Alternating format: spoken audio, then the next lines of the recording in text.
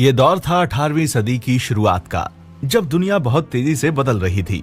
लोगों के विचार बदल रहे थे, जिंदगी जीने के मायने भी बदल रहे थे। अब कोई सिर्फ खाने पीने तक सीमित नहीं रहना चाहता था।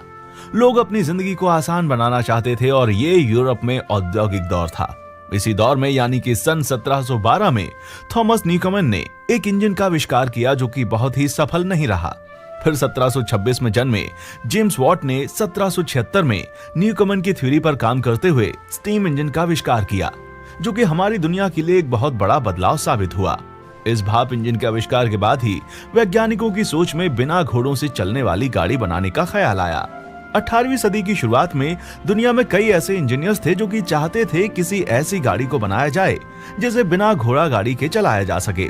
इस दौर तक गाड़ियों को सिर्फ जानवरों द्वारा ही चलाया जाता था और फिर कई इंजीनियर्स ने इस पर काम भी किया, पर कुछ खास सफलता हाथ नहीं लगी। ट्रेन के आविष्कार का इतिहास भी काफी लंबा रहा है और अलग अलग समय में कई लोगों ने अपना योगदान दिया है।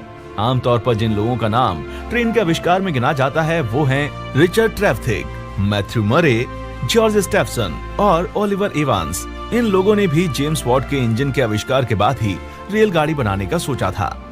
प्रथम प्रयास। पहली बार 1769 में फ्रांसीसी सेना के एक इंजीनियर निकोलस ने भाप से चलने वाली एक गाड़ी बनाई, जो कि दुनिया की पहली बिना जानवरों के चलने वाली गाड़ी थी। ये एक किस्म की तोप गाड़ी थी जो चलते समय बहुत शोर करती थी और इससे बहुत सारी चिंगारियां भी निकलती थीं। साथ ही इसका वजन बहुत ज्यादा था और ये घोड़ा गाड़ी से ज्यादा खर्चीली भी थी।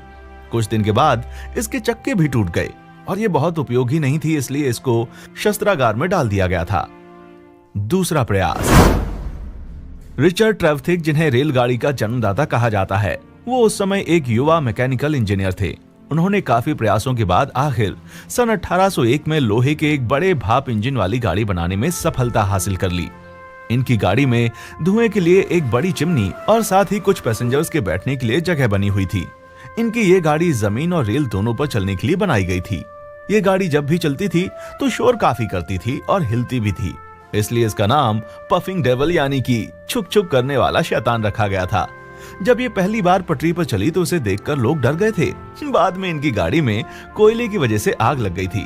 पर रिचर्ड ट्रेवथिक एक बहुत ही साहसी और प्रभावशाली व्यक्ति थे।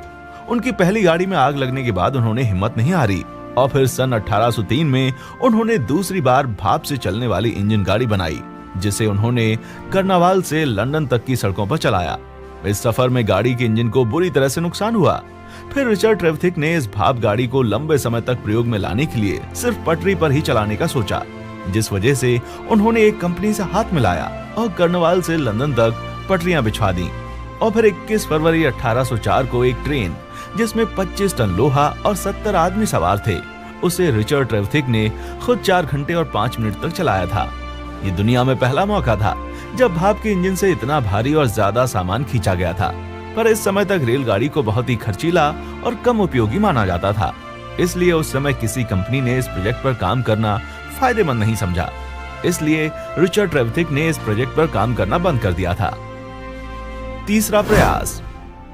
मैथ्यू मरे एक नई सोच के इंजीनियर और व्यापारी थे जो हमेशा से एक ऐसा वाहन बनाना चाहते थे जो घोड़ों पर निर्भर ना होकर भाप के इंजन से चले। उन्होंने 1812 में रिचर्ड ट्रेवथिक के द्वारा बनाई गई रेलगाड़ी में काफी बदलाव किया। इसके भाप इंजन को नए तरीके से मॉडिफाई किया गया और फिर सन 1812 में व्यापारिक रूप से चलाने के लिए इसे पहली बार पटरी पर दौड़ाया गया।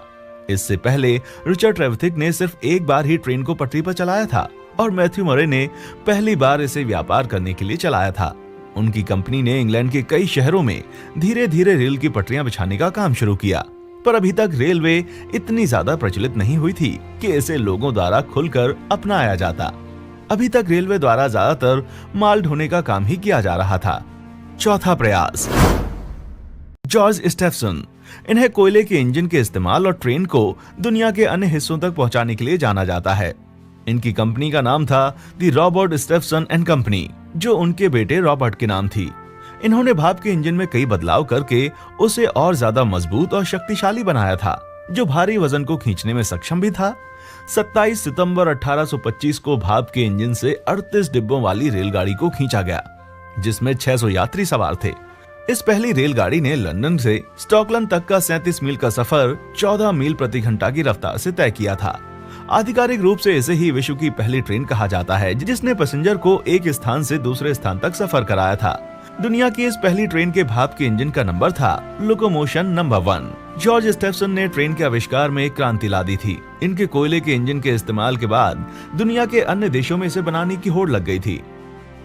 ओलिवर एवांस ये एक अमेरिकी इंजीनियर थे। इन्होंने भाप के इंजन में कई बदलाव किए और पहली बार हाई प्रेशर भाप के इंजन का निर्माण किया।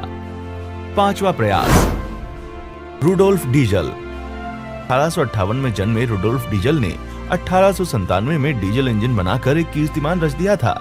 उनके बनाए हुए इंजन का प्रयोग आज भी पूरी दुनिया में किया जाता है। उन्होंने 1897 में 25 हॉर्स पावर के 4 stroke single cylinder diesel engine बनाया था। इनके इस आविष्कार के बाद 1912 में रोमन शोर ने रेलवे द्वारा स्विट्जरलैंड में पहली बार डीजल इंजन से रेलगाड़ी चलाई गई थी।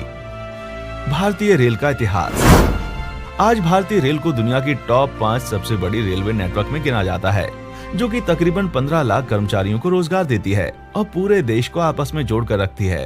पर क्या आप जानते हैं कि भारत में पहली रेलगाड़ी कहां चली थी? अगर नहीं तो मैं आपको बता दूं कि भारत में पहली रेलगाड़ी 16 अप्रैल 1853 को बोरी बंदर से थाने तक 35 किलोमीटर तक चलाई गई थी।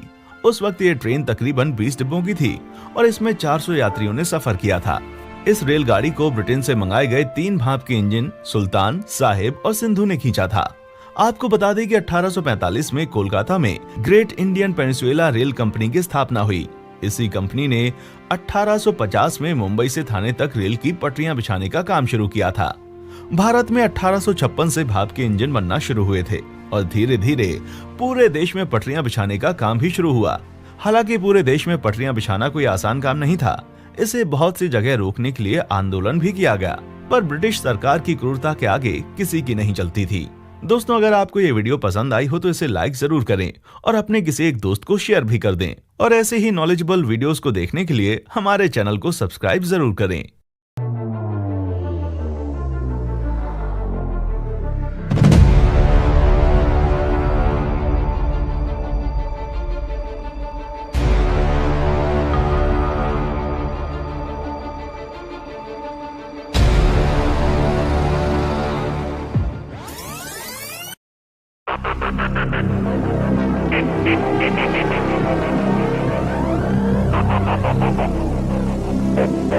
Thank you.